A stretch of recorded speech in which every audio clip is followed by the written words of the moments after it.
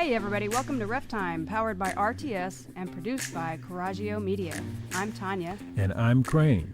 We'll be covering rules, plays, points of emphasis, and all things official. Welcome to another segment of RefTime with the greats. Like I said that, the greats. Wow, what a compliment there. Mark Corral. Good afternoon. Welcome, Mark.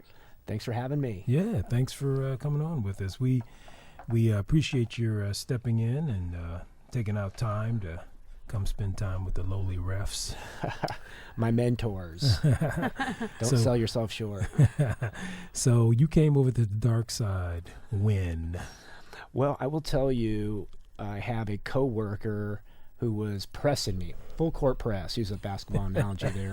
On me Yes, he is. to be a basketball ref. And I kept saying no, but the legendary Tom Torson. And Thank you, Tom. Definitely, Tom has recruited a number of officials. Yes. He has. However, I kept putting it off, and then I became an empty nester, had some time, and I will tell you, going through your school was one. Everyone should do that if they want to get off on the right foot to be an official. But Thank then there's nothing like getting into some real action, and I was scared, I'll be honest with you. And but that's the best part of reffing. Isn't some might say it might be the income, but for me, hands down, it's the fellowship, it's the fraternity of officials. You two included, Torson, Jake Linder, so many officials out there have really like mentored me. Matt Sheehan, John and Scott Macklin, Tim Brook, Tim Brook. All these guys have gone out of their way to look after me, and I consider this fraternity of officials almost as friends. Yes. So when I see them at a ball game, I'm hugging or just asking how's everything going, and that's been the biggest reward to me as an official. And this is my third year, so I'm actually excited for it to start. Oh, we can tell. Yeah. But seriously, the best thing about you, though, as an official or as a mentee, is that you have a hunger to learn. We can see it. All of us as veterans, we feel it. We pick up on it when you're in our presence, and it's fun to have somebody who wants it makes to learn. it easier to want to help. There's some officials who maybe are first year officials and they feel like they know everything, and you can't teach them anything, and it's like, okay. So we let them go out there and find their way. But when we have someone that wants to learn and you ask questions constantly and you're willing to listen, it makes life so much easier. I will tell you, I love it because I want to go out, and I don't care if it's a second grade girls basketball game or it's a JV night at Corral High School and they're playing Homestead and the gym's at capacity. I want to give, regardless of what game it is, I want to give the crowd and the kids the best effort I can give. That's just kind of how I'm cut. I want to give it my best. But above all, you just said it, I don't know it all and I want to learn. So when I see Jeff Conley, he's like a mentor of mine when we're at Sport One, and he's like, hey, I seen that call you made over there. And we talk through it. And I'm all ears and wanting to learn because, again, I want to do my best. Yeah. And I think it's important for any official to be that way. I agree. Man, just to have a younger official sitting here saying that, I'm like, yeah, I like that. I'm going to go work with him today. Right. And I'm ready to go do a game. It does. It makes life a whole lot easier when you have people that are willing to. I mean, just that comment you said about, I don't care if it's a second grade girls game or a JV. When you make that determination that it doesn't matter which one, but you want to give your best effort, that's the kind of officiating that everybody wants. Right. Coaches, fans, players, everybody. Whether you know it all or not. I love working with individuals that want to do their best. Absolutely. At all times, at all levels. So Absolutely. it just makes the game more fun. I think coaches see that too. I've run into a lot of coaches that remember me. I ran into an athletic director that said I was in his top 5 guys to make sure that I asked to come to his school. And those things make me feel so good that, that hard work and that effort does pay off and is recognized. Yeah. So that's one of the things we always tell new officials as well. You just never know who's watching. That's right. So whether you're doing a second grade girls game or you're doing AAU game or whatever level you're doing, you just never know who's watching. Mm-hmm. And so if your aspirations are to go to the next level, whatever that next level is for you, whether it's varsity, college, pro, whatever, you don't know who's watching. So if you're out there and you're just walking up and down the court, got your arms crossed, your whistle hanging out your side of your mouth, I don't know what college official or pro level coaches you think want that, but I would say very few. That's true. Very true. So it's almost kind of like players, they're there to watch players, yes, but they're also watching us. Whether or not they zone in on us, they're still watching how we interact and how we, move up and down the court. Absolutely. I tell you, as a spectator, I find myself watching the college games, not so much the NBA games, but the college games or the high school games that might be televised. I'm not watching the play. I'm watching the officials. Right. And I would never think that I would ever be watching officials, looking where they're positioned at, looking at the replay. And I got to tell you, this is a quick game. And it's hard to get it right. But it's tough to get it right at times when the action is so quick. But I'm really impressed with a lot of the officials out there. They do get it right. Yeah. They do. It is funny because that's something else we've talked about. Our daughter used to get really upset with us because we would go to games and we would do like you just said. We'd be watching the officials. Yeah. We wouldn't be watching the game. And our kids would always get upset with us, like, what, did you see that play? Did you see, and we're like, no, I'm sorry, I was watching the official. What? And then they turn to me and I go, I was watching the other official. I don't know what you want. But it's funny now, since our daughter is an official as well, going into her 6th season, now she understands what we were talking about because now she does it. She's like, I can't even just enjoy a game now, and that is enjoyment for us though. That's fun for us. We learn better by watching other officials, by watching ourselves. And so that's something that we do as officials, watching our own game film and making sure that we're in position and, reviewing plays that, we think, I better go look at that and make sure I got that call right. Yes.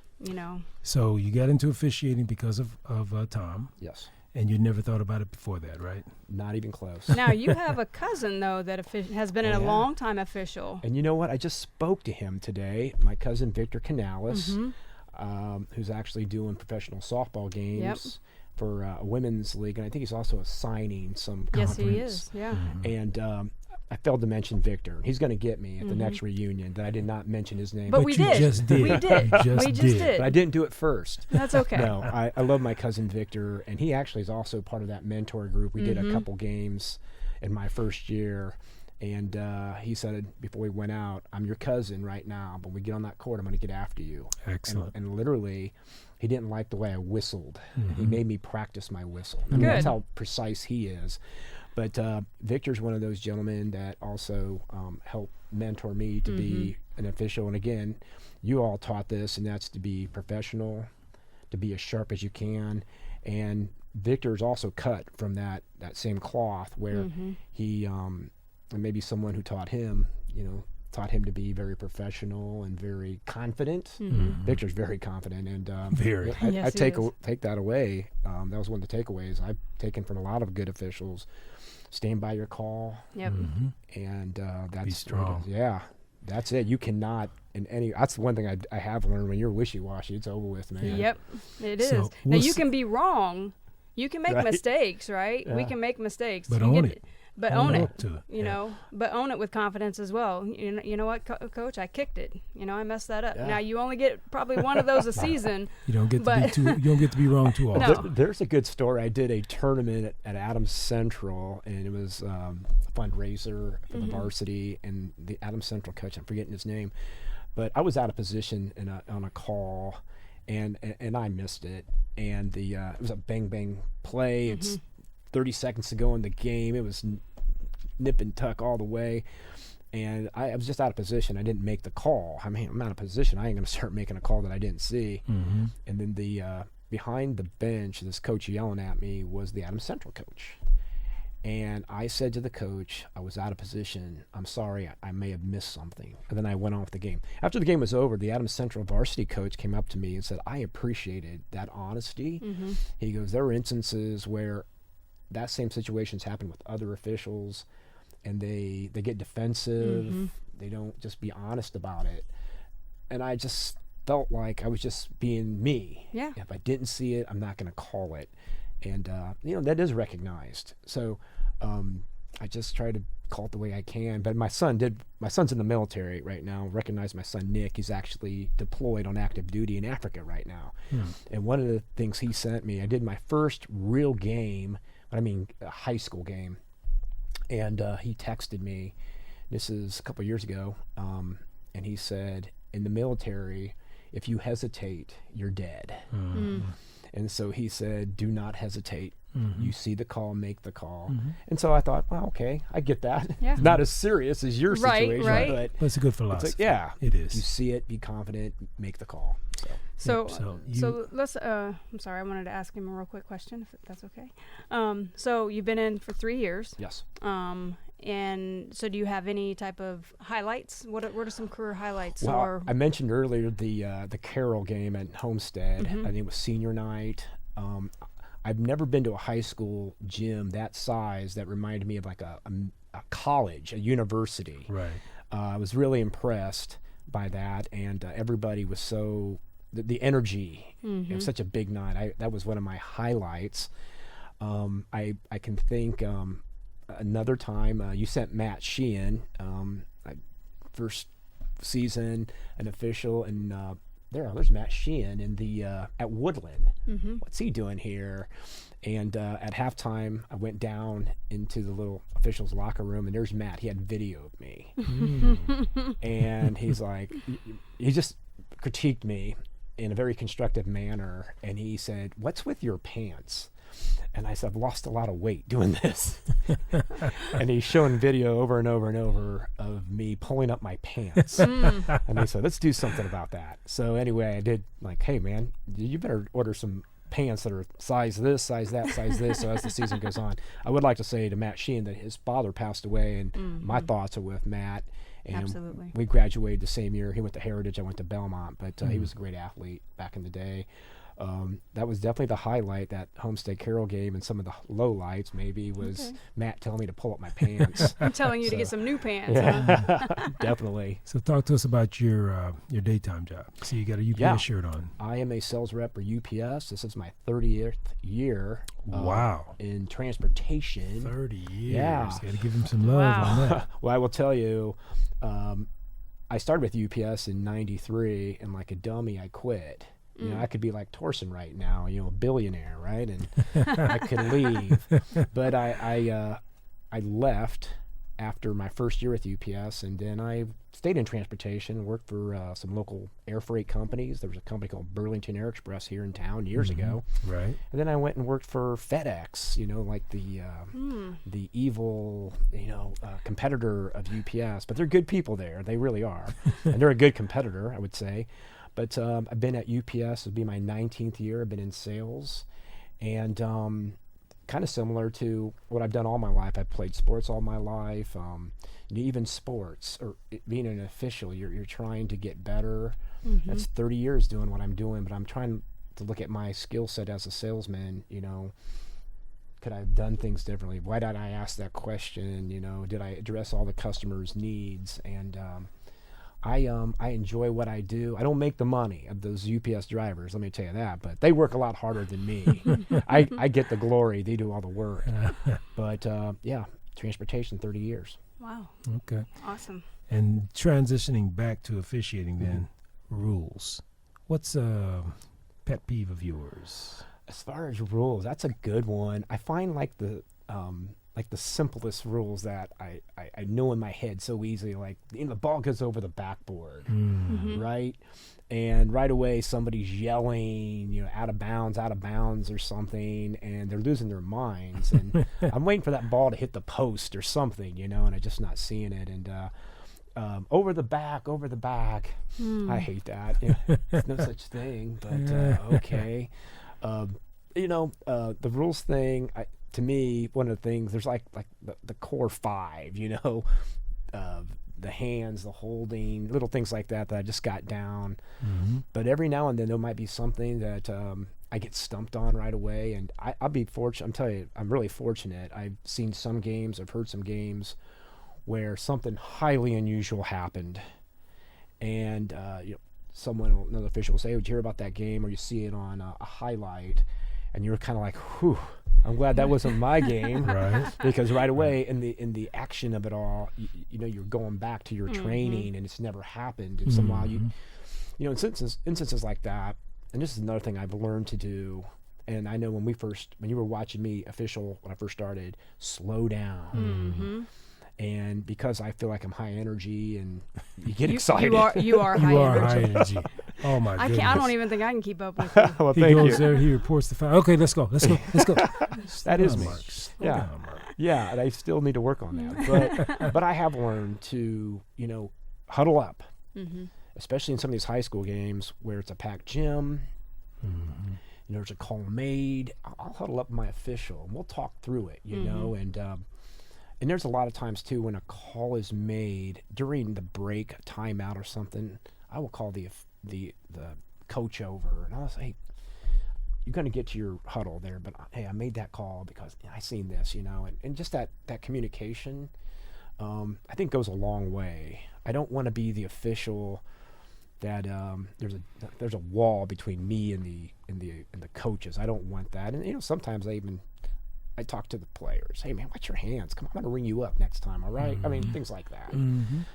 That's good. That's called a preventive officiating. That's good. Yeah. So talk to us about POE, points of emphasis. Points of emphasis. Yeah. What stands out? What points of emphasis in your 3 seasons so far? What point of emphasis has stood out the most with you so far? Wow, the point of emphasis. Now, you mean in terms of like officiating? Well, some rules, because I think one year we had the hand checking rule. Yeah. Another season we had a rough play. We had the arm bar. Yes. Stepping traveling. over the free throw line, traveling, carry dribble. That was my gosh. Yeah, I think that was a point of emphasis. It was finally. You just mentioned 2 things. But nobody acknowledged it, I don't think. Oh, I did. Good, you mentioned 2 things and I knew you were going with the point of emphasis. I just wanted to clarify. Definitely the hand checking. I was one of those guys. I was get touching, it right away. Yeah, touching, and I would let it slide. I really would. My first year touching, okay, I'm letting it slide. And then in our preseason meetings with Jake, that was a point of emphasis. Watch the hands. Then it became traveling, and again, the king of traveling. I call Tom Torson the human rain delay because he's constantly calling so many travel calls. And I even said to him, I said, "Man, I don't know about that." He goes, "All right, it was definitely a travel." I said, "Okay," but traveling, that's another is one, and I would say the other one that really gets me is the Euro step. Boy, that's another one that it's. Is that hard for you? Yes, I really. In fact, I'll every now and then watch some videos before I go out, and just to make sure that I'm clear on that Euro. That's a very popular move for some of the players out there. They think it looks good. Yeah. Well, and it does gain an advantage, not necessarily a legal advantage. It's illegal. It's a legal move. And as long as they do it right, it's legal. Because the thing that got me is when I used to play, you get 1-2 going forward. That's right. Well, now you can take, they've just take it and you can go 1-2 any direction. As long as it's just 1-2, it's legal. So... again, you have to really be on top of that call, because I've just seen some officials, they won't even mess around. If they see that Euro step, they're just calling travel. And then I'm going to look at that from my vantage point. I'm like, man, that was a close call. And again, I think it's something that you really got to be educated on. And again, prior to the season, I'm probably going to be watching the videos on these Euro steps. Now, did you play basketball? I actually played into high school my sophomore year. I was pretty athletic. I was the short guy, really fast. I played football, and I was the defensive back that would probably tackle his own guy. I'd go in head first. I was just running all over the place. But my sophomore year, on the JV team, I never came off the field. We just didn't have enough players. So I was the running back, the defensive back, punt, kickoff returns, never came off the field. And then I went right into basketball, and I was so beat up that I ended up quitting. In fact, my dad, he plays golf with the JV coach. His name was Lou Koenig. Hi, Coach Lou out there. And an amazing basketball guy. And he would get after me because I didn't have the heart or the courage to go up to him and say I quit. I just stopped going. Oh. And that's a no-no for you kids out there. Yeah, don't do Talk that. to your coach. But anyway, I just said I'm too beat up. And I literally was physically beat up. And but I tell you what, I really I missed it because back in the early 80s, we had Kip Jones at Belmont, and they were really good. They went into Marion every regional, and those championship games were so epic with Lyndon Jones and Jay Edwards. Right. And so I went and made that team anyway. But the truth of the matter was, it was basketball was in my heart, but I was actually a baseball player, if anything. I had a son, and he got into basketball with the Y at Jorgensen, very competitive there. He played through there, and he went on to play for Coach Wallace at Bishop Lures his freshman year, and went on to Belmont and played his JV year, and then his grades got him kicked off. Sorry, Nick, but actually it was a blessing, really. I think basketball was not in his heart. And that's the other thing. I mean, I see these kids that have such spirit and heart when they play, and you don't ever want kids to lose all that. Right. But a time does come where they've had enough, and I think when it comes to that, it is time to go find something else to do. So speaking of something else, what other sports have you thought about officiating besides basketball? Because I don't think you do any other. No, I don't, and I will tell you, Bud's probably mad at me right now, but when I was in your school, I loved baseball. I mean, I watched baseball. I mean, I love the game of baseball. And I told Bud that I would officiate his baseball games.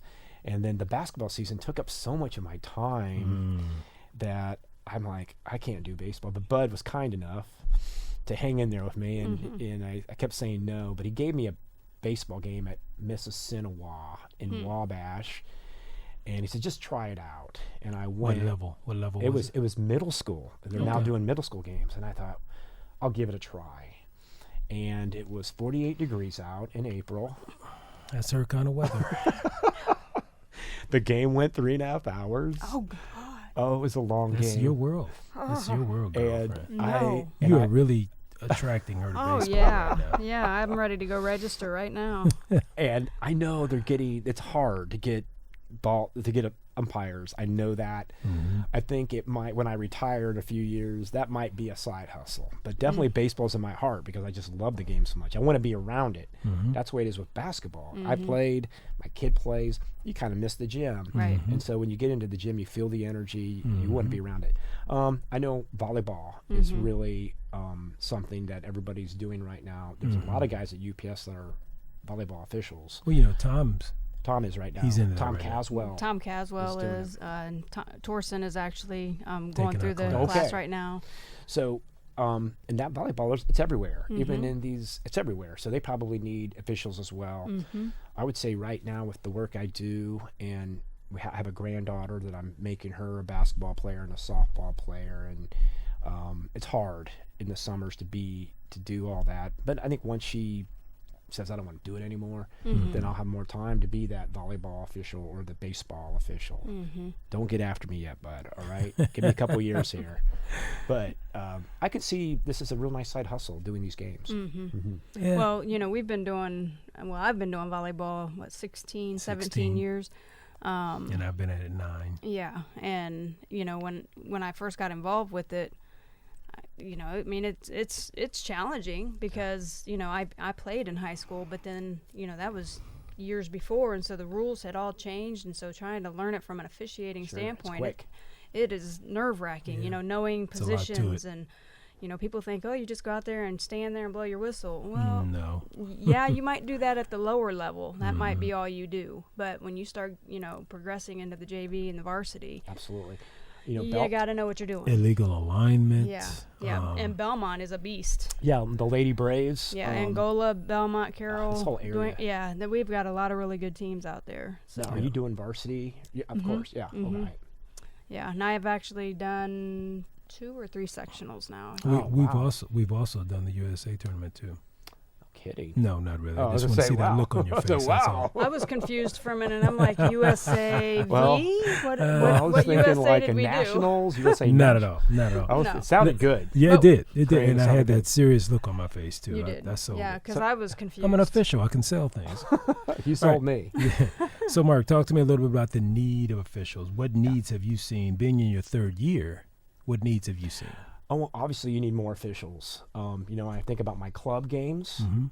And the guys doing the court, one official doing the whole court. And I talked earlier about When you say club, you're talking Club 1? Yeah, Club 1 Okay. specifically. Yeah, they just sent out a text on that today. They did. Looking for And officials. I really enjoyed working for Gene, and we got another new gentleman, Greg. Mm-hmm. And You know what Greg also does now?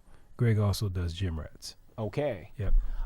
Well, he's been doing that. I'm not familiar with Greg, but I actually have been really busy in August, but I did email him saying, look for me in September. I took a couple of those games, weekends that he asked. Mm-hmm. But I will tell you, to address your question, there were games at Sport 1 where there just wasn't any officials, and I hadn't seen a parent or two come out. Mm-hmm. And again, I was that guy who watched my kid play at Sport 1 in the Y games, and there was always officials. And I don't, not that I would be angry, I just know it's a shortage, but these kids deserve officials, trained professional officials.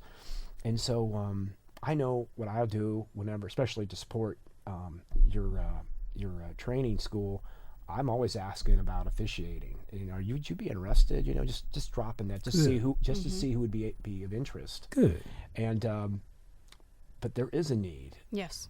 For basketball, at least. You just said it. I mean, you're going to games and parents have to come out of the stands. That's But right. that's a good thing for some parents, too, Yeah. to see that this is not as easy So as you think it is. Why do you think there's such a need? Well, What do you think is attributing to? well, that's the actually shortage? Yeah, I think there's a generation of officials out there that are just getting older. Mm-hmm. Terry Herbst is one, and there's a lot of. You're not old, Terry, so if you're listening, don't think you're old. But Crane Hearn. well, Crane said that. Yes. But He's getting older. there's some officials out there that are still, they have the energy and they have the desire. I applaud that. But again, I'm sure it works on their bodies after a while. And Just a little bit. Yeah. Look how tall you are up and down the court. I'm sure your knees, and I know you played the game. It And wasn't my knees, it was my hips. Hips. your My hips, hips. okay. Yeah. But I got new But that ones. was probably That's right. because when he was playing, he would throw himself into the I would bleachers. say, because you were you playing. have to. You sacrifice. Yeah. Yeah, I think there's a generation of officials that are retiring or just not doing as many games. Mm-hmm. And I think it hasn't, the alarm hasn't been sounded for some of these, for people out there that, hey, we need officials. And I think the Fort Wayne school systems are now offering credits, and I think that's actually a good idea. I go back to Victor Canales. He became an official right out of high school, and I know he's used all that experience to get where he's gotten. So I think the reason is just there's just a shortage of there's officials just getting older, and no one. Glad you mentioned Victor's name again. I got to get him on. We gotta invite Victor out. Oh my gosh, you might need 2 hours. Right. Well, our last question for you today is talking a little bit about RTS. You came through referee training school. Absolutely. And you say you came through 3 years ago. So what would you say? Well, you already said that you think that was a good training ground for you. Absolutely. So, and let me share this example for you. I did a game at Sport 1 with an official that he said he was new, and I said, did you go through Crane and Tanya's school? He said, no, I just went online, did the test. And clearly you could tell he wasn't communicating, which is what you all teach, which that's really the big thing of being on a court, communicating with your partner. He was out of position. He wasn't making signals.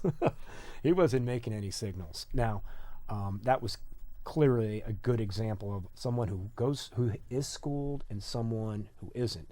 Now, the takeaway from yours was that, one, I learned the rules. I learned the rules. You showed videos. You had guest speakers come in. We were in a classroom setting, so, you know, I may not have the question, but others may have posed a question to you, which was like, wow, I have to remember that. And I took notes. Yes, you did. I took notes and wrote things down. And then I remember our last class session, there was guys playing. And you threw us out there, and I'll never forget this, Crane, but these young men, I don't know what they were in for, but you told the first young man to tuck in his shirt, and he wouldn't do it. And you said, give me another guy. And the coach yelled at him, tuck your shirt in, you know? And so that's one of the things I do. Yeah. Even in the club games. Good. I'm like, I always tell them, let's look sharp out here. That's right. Tuck your shirt in. Anybody got any jewelry on? You know, I'm looking around. I mean, these are little things that are skipped. And that's what makes it especially a real game. Especially with AAU and club games. That stuff gets overlooked because, it's not IHSAA. We're not, you know. But it's still a rule. And they still should not be playing because it's still, you know, it could be something that they could get hurt. Yeah. And it makes it a real contest. Yes. You have real professional officials that are attention to detail. Yeah, you know, absolutely. We're paying attention to that. And what am I trying to say?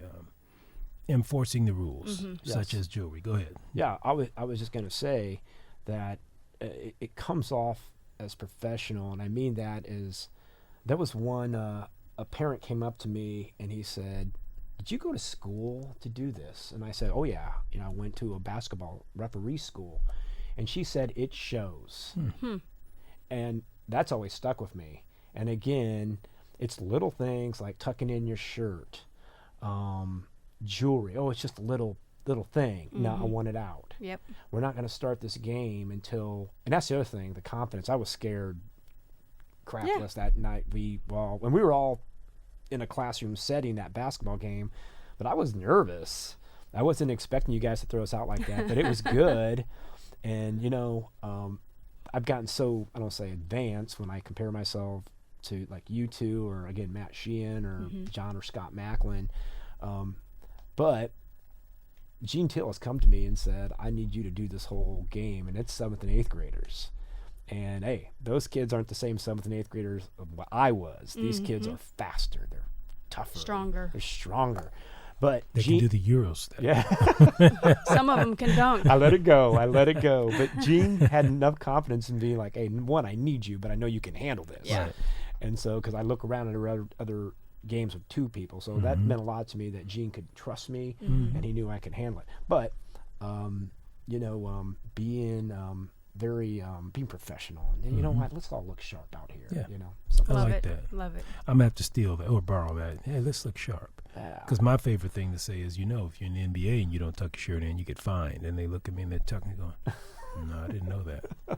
Okay, you watched the NBA, but you didn't know that. Okay. See, I might steal that from you. That's because they don't pay attention to that. They're just looking at the dunks and the Euro steps. Right. Yeah, exactly. Well, we're going to go ahead and close out. But, Mark, we really appreciate you coming out today. So much. There's some really good things to say, man. It's good to have you on. It's good seeing you both. As I said, I owe a lot to you two. And like I said, the official I become, it started with you two. And again, I can't recommend your school enough to any official out there or want to be official, soon to be official, to go through your school, because it does set the tone of doing it right. And I can't suggest it enough. Thank you. Well, on that note, if people are interested in becoming basketball officials, we do have a class coming up in October. You can go to RefTrainingschool.com. RefTrainingschool.com. All right, Mr. Mark Corral, thanks again, and we'll see you on the court, sir. Thanks for coming out. See you this fall.